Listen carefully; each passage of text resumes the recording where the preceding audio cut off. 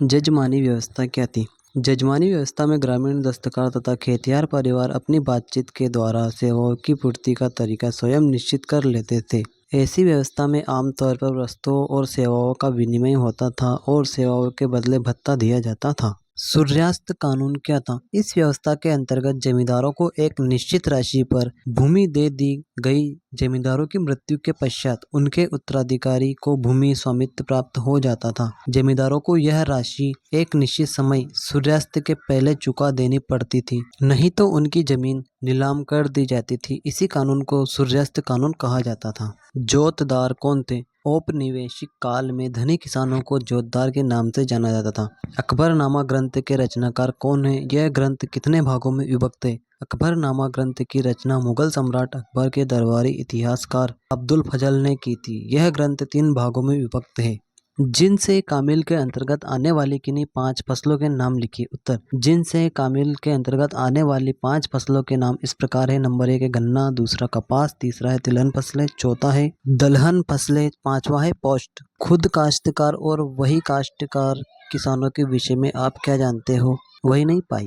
खुद काश्तकार किसानों का एक महत्वपूर्ण स्थान था। किसान भूमि का स्वामी होता था। इसकी भूमि एवं घर एक ही गांव में होते थे। खुद काश्तकार किसान अपनी भूमि पर परिवारजनों के सहयोग से खेती करता था। उसका भूमि पर स्थायी अधिकार माना जाता था। भू राजस्व का भुगतान करता था जब तक उसे भूमि से बेदखल नहीं किया जा सकता था। अगर भू राजस्व का भुगतान नहीं करता था तो उसको बेदखल कर सकते थे। पाही काश्तकार किसान वह किसान थे जो अन्य गाँव से ठेके पर खेती करने के लिए आते थे। उनकी भूमि उस गाँव में नहीं होती थी जहाँ पर उनके रहने की व्यवस्था होती थी या फिर जहाँ पर उनका घर होता था। मुगल काल में जामा हासिल क्या थी? मुगल काल भू राजस्व व्यवस्था के अंतर्गत राज्य द्वारा भू राजस्व की निर्धारित धनराशि अथवा रकम को जामा कहा जाता था, जबकि वास्तविक वसूल अर्थात वसूल की जाने वाली रकम को हासिल के नाम से जाना जाता था। मुगल काल में पोजल किस प्रकार की भूमि को कहा जाता था? मुगल काल में पोजल उसे भूमि को कहा जाता था जिसमें एक के बाद एक सालाना खेती होती थी और जिसे खाली कभी भी नहीं छोड़ा जा सकता था।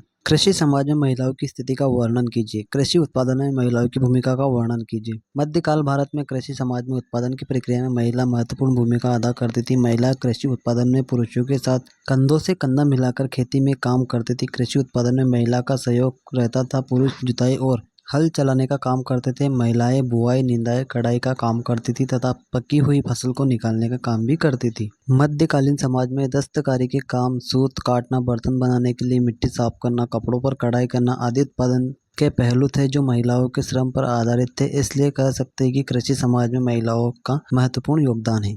मुगल काल में अपनाए जाने वाले सिंचाई के कृत्रिम साधन क्या क्या थे? मुगल काल में कुओं, तालाबों और नहरों जैसी सिंचाई के कृत्रिम साधनों से पानी खेतों तक पहुंचाया जाता था। सर्वप्रथम किस मुगल सम्राट ने भू राजस्व को सुचारू रूप से व्यवस्थित किया? सर्वप्रथम मुगल सम्राट अकबर ने भू राजस्व को सुचारू रूप से सुव्यवस्थित किया। उसने भू राजस्व की जी प्रणाली को स्थापित किया। वह मुगल काल में व्यवस्था का प्रमुख आधार बनी। मुगलों की भू राजस्व से संबंधित दशला बंदोबस्त की विशेषता लिखिए, बताइए। भूमि को नापने के लिए रस्सी के स्थान पर बांस के टुकड़ों का इस्तेमाल किया गया जो लोहे के छल्लों से जुड़े होते थे। 1586 से 1587 में से गज ए इलाही का प्रयोग प्रारंभ किया। इससे पूर्व गज ए सिकंदरी का प्रयोग किया जाता था। इस व्यवस्था के अंतर्गत कृषि योग्य भूमि को 4 भागों में विभाजित किया गया था। इस व्यवस्था के तहत पैदावार का 1/3 मतलब 1/3 भाग लगान निर्धारित किया गया। इस व्यवस्था के तहत लगान सिक्कों के रूप में लिया गया। अकबर ने किसानों को भूमि का स्वामी स्वीकार किया। इस व्यवस्था के तहत आपातकाल की स्थिति में किसानों को राज्य की ओर से सुविधा प्रदान की जाती थी, मतलब फसल नुकसान हो गए तो उसका भरपाई की जाती थी या फिर कुछ सहयोग किया जाता था।